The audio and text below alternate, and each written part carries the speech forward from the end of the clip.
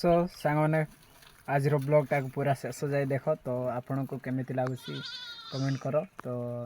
देख मु किसी जिनस देखा आपन को केमिति लगुच फुल पावर फुल बिंदास रे कमेंट कर यहाँ सब ठीक ना नहीं तो चलो मु देखा कैमराटा को बुलाऊँ तो देख सांग मैंने आम गाँव ना बहुत बहुत घुसुरी सेटा तो किसी नुह सीढ़ी तो माने 4 5 6 7टा एमती किसी अच्छी तो आम गाँव में टोटाल मिसिकी पाखापाखि 40 घर 40 घर ना 40 घर माने प्राय 20टा घरे खाली घुसुरी अच्छी तो घुसुरी करने द्वारा सांग मैंने माने घुसुरी पाड़ा द्वारा कौन कौन इन्फेक्शन होता है रोग फोग होता है घुसुरी मांस खाइले कौन कौन होता है तो प्राय लोक जानते मुझे एत नॉलेज देवी नहीं आउ तो आम गाँव में आजकल कौन हो मलेरिया पेलेरिया एमती किसी बहुत बहुत किसी माने रोग गुड़ाक बाहर PAF एमती किसी बाहर सो घुसुरी गुड़ाक थिबा जोगु ही आई थिंक घुसुरी थिबा जोगु से सब रोग होची कहीं घुसुरी रहिले से काली पानी रे रहती से तो आ गोटे कारण हूँ मुझे देखा तो आम गाँव चारिआडे ना एमती किसी पानी रही जाए नाल कर देना जी भी पाइपलाइन कम आनी से मैंने ये कर देना सो से सब मशा पशा बढ़ी जाए मशा पशा बढ़ी जाए घर लोक मान कामुड़ी पकाउछन्ति कौन करुछन्ति से कथा तो मु कहि पारबिनी सेइति भी सेटा भी गोटे कारण मलेरिया हेबार कारण तो आ गोटे मु कारण कहूँ तो आमर आदिवासी गाँ मानकर ना सबू घर पाख पाखरे ही माने गाई गुहाल छेली गुहाल सब करि थांती तो सेइति भी हेता ही पारे तो देखो जेमिति कि आमर एटा होची छेली गुहाल आउ एटा होची घर एटा होची गाई गुहाल आउ एटा होची घर एमती किसी होता है से बोधे बहुत रोग होची कौन होची मु तो जान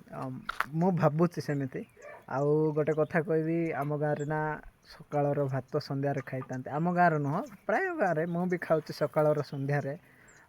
एमती होता है से भी किसी रोग होता है देह असुस्थ रही है तो सांग मैंने आउ गोटे जो आम गाँव में रोषे पोषे करने पानी यूज कर पीउछंती सेटा होची आमर टांकी रो पानी आसी जोटा कि झरणा पानी को आनिकी टांकी रे स्टोर करिकी सेटा को लोक यूज करछंती तो आमर पाइप पानी आसी एठी देखि पारथिबे एटा पाइप पानी सो सेटा कौन होची ना बहुत बहुत दिन एक गछ पत्र पड़िकी रही जाउछि आ एबे तो 2 वर्ष हेलानी बोधे टांकीटा सफा हैनी सेति पई भी होची बोधे किंतु आ गाँ ना बहुत अलिया आवर्जन रे अच्छी देखि पारथिबे तो बहुत अपरिष्कार रे अच्छी सो एमती किसी अपरिष्कार होगी पड़ी रही भी रोग हो थाई पारे तो तुमे कौन बोली भावुच मुझे भी माने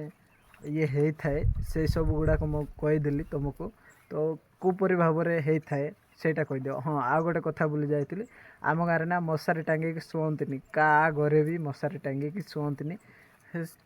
जो कि जाकि राति मशा पशा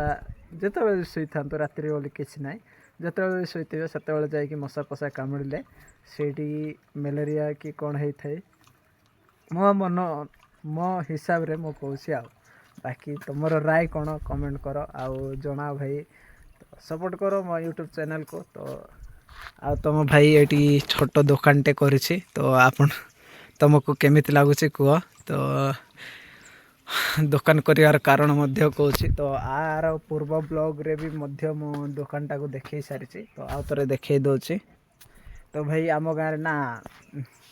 गोटे भी दुकान नहीं तो टूरिस्ट मैंने आसुँच आम गाँव में तो दुकान पकान खोजुंट ता सहित मोर भी किसी इनकम नहीं से किसी जिनस रखी देखी सेलिंग होना ना सेल होते तो भल कथा ना तो नहीं कहीकि मु रखापी ट्राए कले तो रखी आउ किसी किसी दिन को गोटे 50-100 टंकार बिक्री होची तो आउ अधिक किसी कहबिनी तो यहीपरी भाव में करी दुकानटा तो प्रायतः टाउनिया एरिया रे आटू भी टिके ଛୋଟ ହିଁ ମାନେ